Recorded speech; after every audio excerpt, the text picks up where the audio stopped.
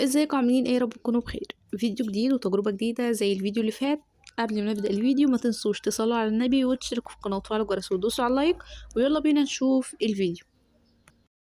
الفيديو النهاردة عن البيك السعودي. بجد بجد بجد من احسن انواع الفراخ اللي ممكن اكلها في حياتي. البيك والبروست والحاجات دي. دايما وهو نازل من السفر لازم شرط اساسي ان هو يجيب البيك والبروست معاه.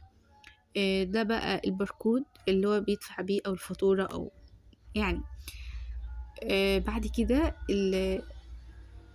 التوم. صلصة التوم دي حاجة جمدان. انا مبعرفش اكل فراخ البروست او البيك الا لما يكون معاها توم. التوم ده غير اي توم بجد. بعد كده الكاتشب ده لما بيتحط على التوم بيبقى حاجة تانية خالص. حلوة قوي يا جماعة. احنا لما كنا في السعودية كنا بنقلب التوم على الكاتشب ده وبناكل بيه اي البروست. وكمان كنت بعمل بيه شاورما. كنت بحوش كده الكميه بتاعه التوم المتبقيه وكنت بعمل بيها شاورما. وده اللي عامل لي الجرثومه وده اللي سبب لي في تعب القولون. كان بابا جايب كميه فانا بقى هوريكم وجبتين وهوريكم وجبه من البروست والباقي بصراحه كنت مكسله اوريلكم لان كنت بصور وانا واقفه كده بايدي بسرعه على المشي. اي حد جاي من السعوديه وعايز يهادي حد بيجيب له بيك. لازم البيك ده وجبة أساسية. وكنت على الأمل إن أنا أصور لكم المساحة بس بجد نسيت خالص. ده بقى محتويات الكيس: الثوم والكاتشب والمنديل المبلل. المنديل ده استخدامه حلو جدا بعد ما بناكل البيك. حتى لو انت مثلا في مكان مش متوفر فيه ميه انك تغسلي ايدك فبتمسحي بالمنديل كأنك غسلتي ايدك بالظبط. البيك ده بجد انا عايزه اروح السعوديه تاني عشان اكل بيك. يعني ده سبب من الاسباب. لو قالكوا اي حد في السعوديه وعايزين هديه منه قولوا احنا عايزين بيك. بجد الوجبه دي حاجه تانية خالص. انا لو اعرف سر الوجبه دي هعملها. هوريكم بقى محتويات الوجبتين دول. في وجبات تانية بس زي ما قلت لكم كنت مكسله اصور لان كنت بصور بالليل اصلا اللي هو هتتاكل. وكمان بابا كان جايبها بالليل اللي هو هيصبح الصبح يمشي فمش هيكون في ميعاد يعني المحل مفتوح. البيك انا بفضل البيك عن البروست. وصلصة التوم بتاعة البيك بتكون افضل من البروست. وكمان في بيبسي برضو مخصص من البيك. بتكون نسبة الصودا فيه حلوة قوي. يعني بيبسي يعني مش تقليد. هو اصلا البيبسي في الخليج عامة. الحاجات الباردة دي كلها في الخليج بتكون حلوة قوي وكمان اصلية مش مضروبة زي ناس يعني.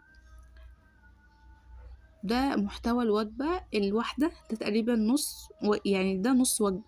في وجبات كاملة بتكون طبق كبير جدا. ده الصدر تقريبا صدر فرخة. هو بيكون قطع كلها. لازم اكل من البطاطس. بس انا اكتشفت حاجة. بطاطس البيك مش كويسة زي بطاطس البروست بتكون بطاطس مقرمشة قوي وبتكون حلوة جدا. على عكس بطاطس البيك. هي ده الحاجة الوحيدة اللي مش حلوة في البيك. البطاطس بس. هوريكم بقى العيش بتاع البيك.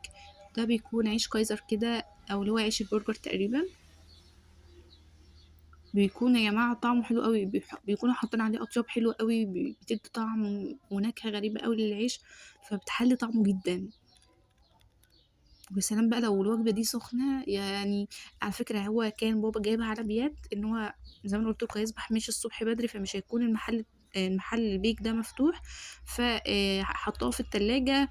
ولما جت عندنا مصر انا سخنتها وحمرت الفراخ من جديد وكأنها لسه صابحة. عايزة اقول لكم ان لما بشوف العلامة دي على اي محتوى بجد بتدخل قلبي. العلامة دي بالذات حاجة تانية مخصصة كده عندي. وده المنديل. وده الكاتشب والثوم وريتهولكوا. وده الكيس او ده يعني دي الكيس ده وجبتين. الوجبة منهم نص وجبة. يبقى الاتنين وجبة كاملة اللي هو بالظبط. المهم ده بقى البروست ده بيجي معاه عيش بس زي ما قلت لكم هو كان بايت فالعيش كان دبلان. العيش ده برضو طعمه حلو جدا يعني ده احسن عيش يتاكل مع البروست. وده التومية وده الكاتشب بتاع البروست. ودي وجبة البروست الواحدة لان دي كانت نص برضو. برضه هي كلها فراخ زي التانية بالظبط، بس طعم بيختلف شوية، وان البيك بيكون طبقة مقرمشة، اما دي طبقة طرية بس حلوة جدا.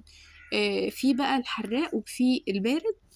زي البيك برضو نفس الكلام، بس انا بفضل الفراخ والكايزر والبيبس والثوم والكاتشب بتاع البيك، على عكس البروست بتاع البطاطس البروست.